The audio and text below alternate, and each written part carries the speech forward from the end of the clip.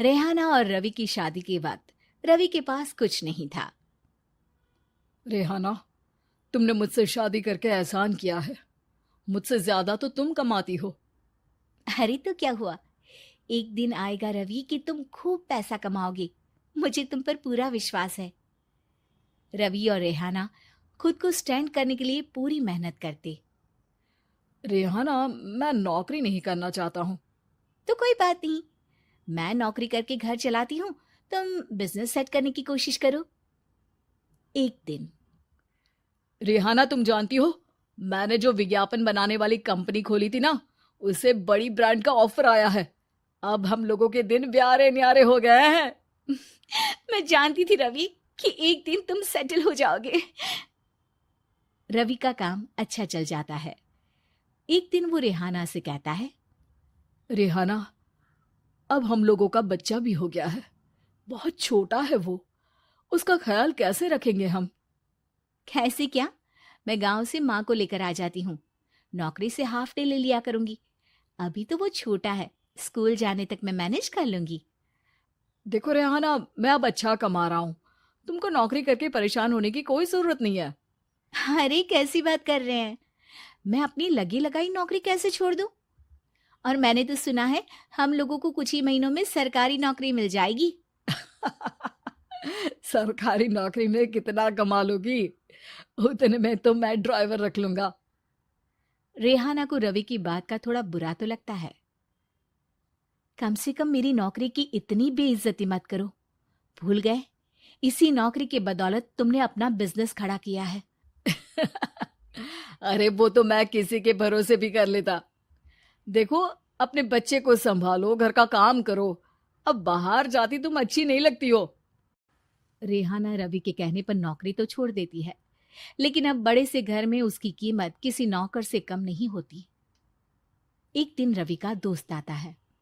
भाभी, हम लोग तो आपको तब से जानते हैं जब से आप लोग शादी होकर इस शहर में आए थे।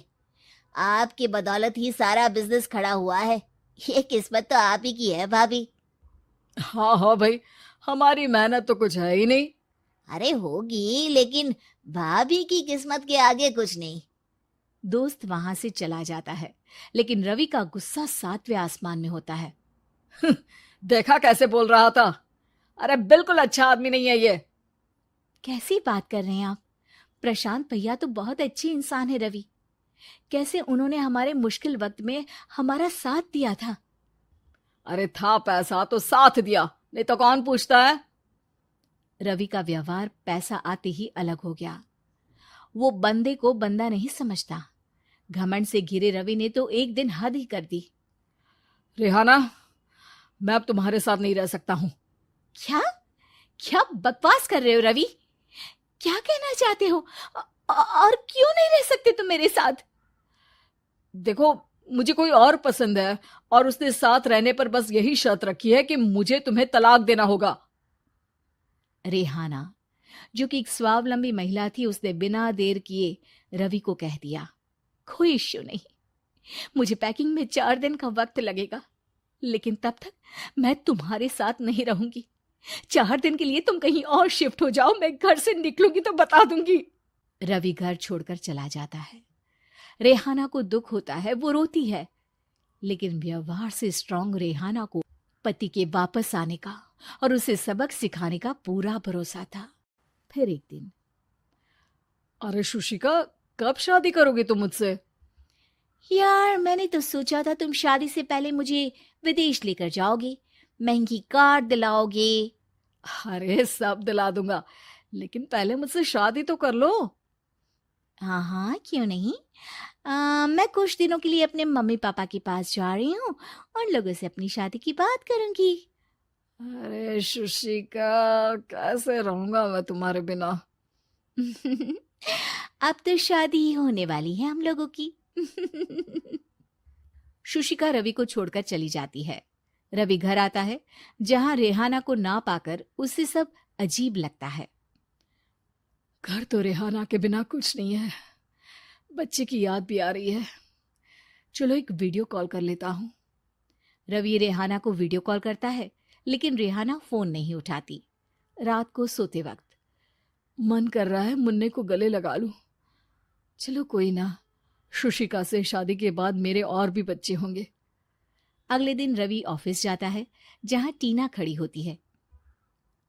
सर, आपने अपने नए ऐड के लिए मॉडल की रिक्वायरमेंट डाली थी ना, मैं उसी के लिए आई हूँ।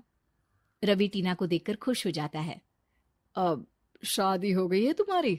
नहीं सर, बस अच्छा सा हैंडसम और अमीर लड़का देख रहे हैं मेरे मम्मी पापा। रवि के दिमाग से तो टीना को देखकर शुशिका का ख्याल भी खत्म हो जाता है। अरे यार, ये लड़की मिल जाए कितनी सुंदर है। शुशिका तो इसके आगे कुछ नहीं है। आ, अब क्या तुम्हें ऐसा नहीं लगता कि मुझसे मिलकर तुम्हारी ये खोज खत्म हो गई है?